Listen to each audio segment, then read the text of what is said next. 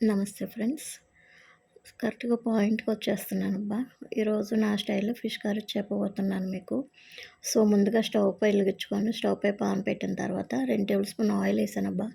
నూనె కాగిన తర్వాత కొంచెం జీలకర్ర ఏసాను. సో, ఇక్కడ నేను 2 ఉల్లిపాయలు తీసుకున్నాను.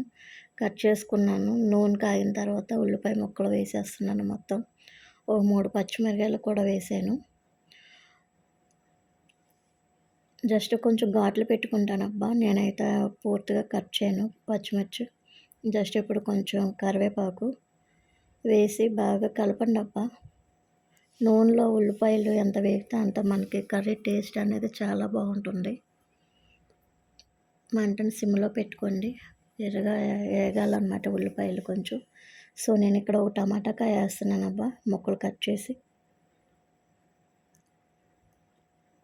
అవి కూడా నూనెలో బాగా కలపండి. టమాటా ముక్కలు కూడా బాగా ఆయిల్‌లో ఏగాలన్నమాట. ఇదే మనకు కర్రీకి సీక్రెట్.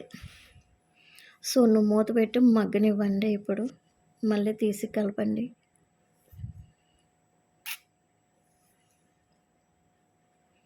ఇక్కడ కొంచెం సాల్ట్ ఏసాను. కొంచెం పసుపు. ఇక్కడ నేను 2 టేబుల్ స్పూన్లు కారం ఏస్తున్నానబ్బా! మీకు రుచికి సరిపడా కారం ఏసుకోండి. సో, నాకు ఇదైతే ఇక్కడ సరిపోతుంది. ఇప్పుడు కలపండి, బాగా మిక్స్ చేయాలబ్బా! కొంచెం కలపడానికి టైం ఎక్కువే తీసుకుంటాను నేను. ఎందుకంటే బాగా నూనెలో కలిపితేనే అవి నూనెలో ఏగితేనే కూర అన్నది చాలా టేస్టీగా ఉంటుంది. సో, నేను కలపడానికి కొంచెం టైం ఎక్కువ తీసుకుంటాను. సో, చూసారా? ఇలాగ వచ్చిన తర్వాత కొంచెం సేపు అలాగ ఆయిల్‌లో ఉంచండి.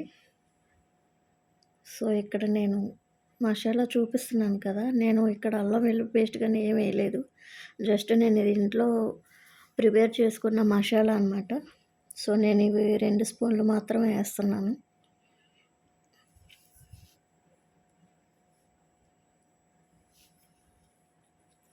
ఇది కూడా బాగా కలిపేటట్టు బాగా కలపండమ్మా. ఇది కూడా బాగా కలపాలన్నమాట ఆయిల్‌లో అన్నీ ఉల్లిపాయలు, పచ్చిమిరపకాయలు, టమాటా ముక్కలు, కరివేపాకు వేసిన మసాలా ఆయిల్‌లో బాగా మగ్గాలి. చూసారా ఇక్కడ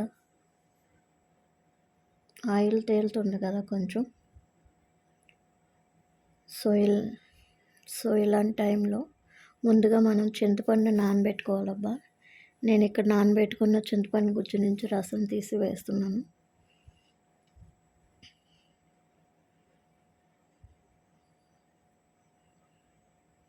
ఇలాగ చేసి చూడండి అబ్బా! మీకు కూడా నచ్చుతుంది. ఎందుకంటే మసాలాలు అవి వేసుకునే కన్నా ఇలాగ చేసుకుంటే చాలా బాగుంటుంది. మూత పెట్టి మగ్గనిస్తున్నాను నేను. సో, ఇలాగ మరుగుతున్న స్టేజ్ అప్పుడే చేప ముక్కలు అయితే వేసుకోవాలి. సో, నేను ఇక్కడ తలకాయని 2 ముక్కలుగా చేశారు. ఆ తలకాయ ముక్కలు, మధ్య ముక్కలు, పొట్ట ముక్కలు అన్నీ వేస్తున్నాను ఇక్కడ. పక్కన ఫిష్ ఫ్రై చేస్తున్నాను అబ్బా! పక్కన పొయ్యి మీద ఫిష్ ఫ్రై పెట్టాను. సో, ఇలాగా ముక్కలన్నీ వేసేసుకోండి అబ్బా పులుసులో. జస్ట్ గరిటెతో ముక్కలు ములిగేలాగా జస్ట్ అలాగా ట్యాప్ చేయండి. సో, ఈ టైంలో ఇంకా మూత పెట్టేసేసి కర్రీని బాగా ఉడకనివ్వాలన్నమాట. కొంచెంసేపు అయిన తర్వాత మూత ఓపెన్ చేసి చూస్తే ఇలాగా ఉడుకుతుంది. అంటే ముక్కలు ఏమన్నా అడుగు పట్టినాయా లేదా అని చూస్తున్నానన్నమాట నేను ఇక్కడ. చెక్ చేస్తున్నాను. సో, ఇలాగ కొంచెం ఉడకనిస్తున్నాను నేను మళ్ళీ మూత పెట్టి. లాస్ట్ టైం అయితే ఇది ఫైనల్ టచ్. కొత్తిమీర లేదబ్బా! మీ దగ్గర కొత్తిమీర ఉంటే వేసుకోండి. సో, నేను ఇక్కడ బ్రౌన్ రైస్ బిర్యానీ చేశాను. ఫిష్ ఫ్రై ఈరోజు మా వంట ఇది. Thank you for watching.